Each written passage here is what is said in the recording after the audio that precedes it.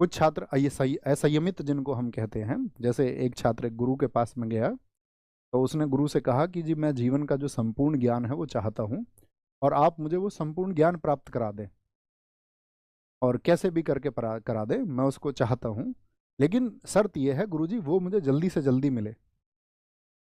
तो उन्होंने कहा ठीक है, तुम्हें जल्दी ज्ञान मिल जाएगा, कोई दिक्कत नहीं है, लेकिन तुम्हें एक काम करना होगा मेरा। तो उसने कहा जी गुरुजी बताएं। तो उन्होंने कहा कि भाई आप बाग में जाओ और एक मीठा आम तोड़ के लेके आओ। वो गया। अब उसने मीठा आम तोड़ लिया। अब कौन सा मीठा आम तोड़ा होगा? जो उसकी समझ में सबसे मीठा होगा। अब उसकी समझ कैसी है ये निर्भर तो रिजल्ट पर करेगा, कैसी उसकी समझ है। वो गुरुजी के पास फाइनली लेके आया, वो आम उसने दिया। तो उनके गुरुजी ने कहा कि भाई तुमने ये सोच लिया कि यही इस बाग का सबसे मीठा आम है? तो उसने कहा हाँ जी ये सबसे मीठा है, देखने में सबसे मीठा आम यही लग रहा है, देखने में। तो उन्होंने कहा ठीक है। उन्होंने आम को काटा और उसी शिष्य को खाने को दिया कि तुम इसको खाओ। अब उसने आम खाया।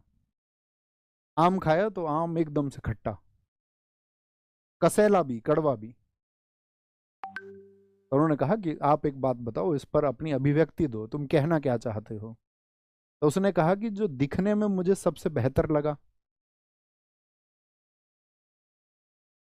उसकी वजह से मुझसे भूल हुई। जैसे वो क्लासेस आपको दिखती हैं अक्सर यूट्यूब पे कि 2 घंटे में पॉलिटी खत्म, तो वो दिखने वाला वही मीठा आम है जो दरअसल में मीठा नहीं है, वो कड़वा है दरअसल में। उसकी हकीकत यही है।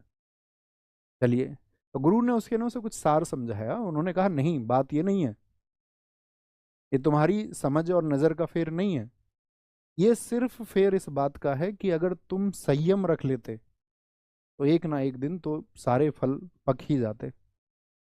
नदी समुंदर तक पहुंचने का इंतजार करती है, एक यात्रा होती है, तब जाके वो विलीन होती है। एक छात्र के सफल होने का मतलब होता है उसका विलीन हो जाना, यानी कि अंतिम मंजिल को पा लेना। उसमें दोस्त संयम लगता है, धैर्य लगता है। यही प्रार्थना आपसे करता रहूंगा हमेशा, क्योंकि ऐसा नहीं, अगर आप ऑफलाइन क्लास होती तो मैं तुम्हें डंडे से भी समझाता। ऑनलाइन में यही है कि प्रार्थना से ही समझाया जा सकता है। बात समझ पा